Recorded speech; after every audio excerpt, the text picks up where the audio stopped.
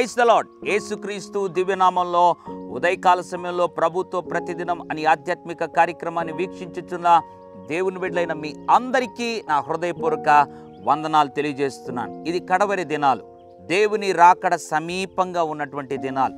ఈ కడవరి దినాల్లో భయంకరమైనటువంటి కార్యాలు, భయంకరమైనటువంటి తెగుళ్ళు రకరకాలుగా వస్తాయి. భూకంపాలు, కరువులు, ఇబ్బందికరమైన పరిస్థితులు వస్తాయని యేసుప్రభు ముందుగానే చెప్పి ఉన్నారు. యేసుప్రభు ప్రవచనము ముందుగానే చెప్పి ఉన్నారు. అయితే కడవరి దినాల్లో దాపరించేటువంటి పరిస్థితుల్లో రక్షణ జీవితాన్ని, విశ్వాస జీవితాన్ని చాలా జాగ్రత్తగా కాపాడుకోవాలి. కారణం ఏంటి అనంటే, అబద్ధ ప్రవక్తలు, అబద్ధ బోధకులు వారు చూడ్డానికి దేవుని సేవకుల్లాగా, దేవుని ప్రవక్తల్లాగే కనబడుతూ ఉంటారు. కానీ వారి బోధంతా కూడా అబద్ధమైనది. వాక్య విధానాల నుండి వెలుపట ఉండే ప్రతి విధమైనటువంటి లోక సంబంధమైన కార్యాలు కలిగి ఉండేటువంటి బోధ. అయితే నీ మట్టుకు నీవు ఈ కడవరి దినాల్లో ఎలా ఉండాలి అని దేవుడి ఉదయకాల సమయంలో ఒక మాటను జ్ఞాపకం చేయాలని ఆశపడుతున్నాడు.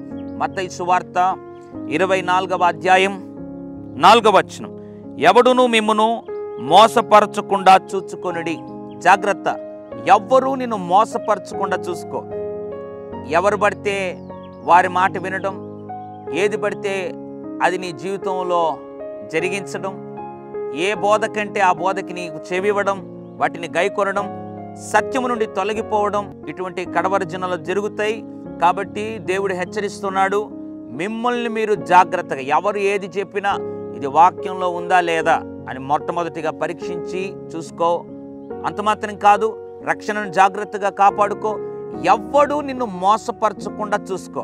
ఒకవేళ ఎవడైనా మోసపరిచేవానికి నీ జీవితాన్ని నీవు అప్పగించుకుని నీ చెవిని కానీ ఇస్తే పరలోక రాజ్యాన్ని కూడా కోల్పోయే అవకాశం ఉంటుంది. కాబట్టి జాగ్రత్త. ఎవ్వడు ఏది చెప్పినా ఇది వాక్యానుసారమైందా లేదని పరీక్షించి ప్రార్థనాపూర్వకంగా యోచించి, అది సత్యమైతే విను, దాన్ని గ్రహించు. అది వాక్యానికి విరోధంగా ఉంటే మాత్రం ఎంత గొప్పవాడైనా వాటిని వినకూడదు, వాటిని అనుసరించకూడదు. ఎవ్వడు మోసపరచకుండా చూసుకో. అటు కృప దేవుడు మీ అందరికి అనుగ్రహించునుగాక. పరిశుద్ధుడా, ప్రేమగల తండ్రి, నీకు స్తోత్రములు. ఎవడు మోసపరచకుండా చూసుకో అని ప్రభువా నీవు ఉదయకాల సమయంలో జ్ఞాపకం చేసావు. అవును, కడవరి దినాల్లో భయంకరమైనటువంటి బోధలు, పరిస్థితులు కూడా మేము ఉన్నాం, వాటి మధ్యలో మేము నడుస్తున్నాం. అయితే ప్రభువా, ఈ అబద్ధ బోధకుల నుండి నన్ను, మమ్మల్ని, మా ప్రజలందరినీ ప్రభు రక్షించి వారిని వారు జాగ్రత్తగా చూచుకొని ప్రభు జీవించే కృప అనుగ్రహించండి.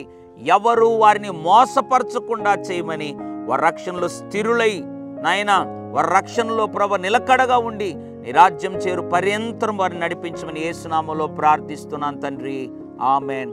God bless you.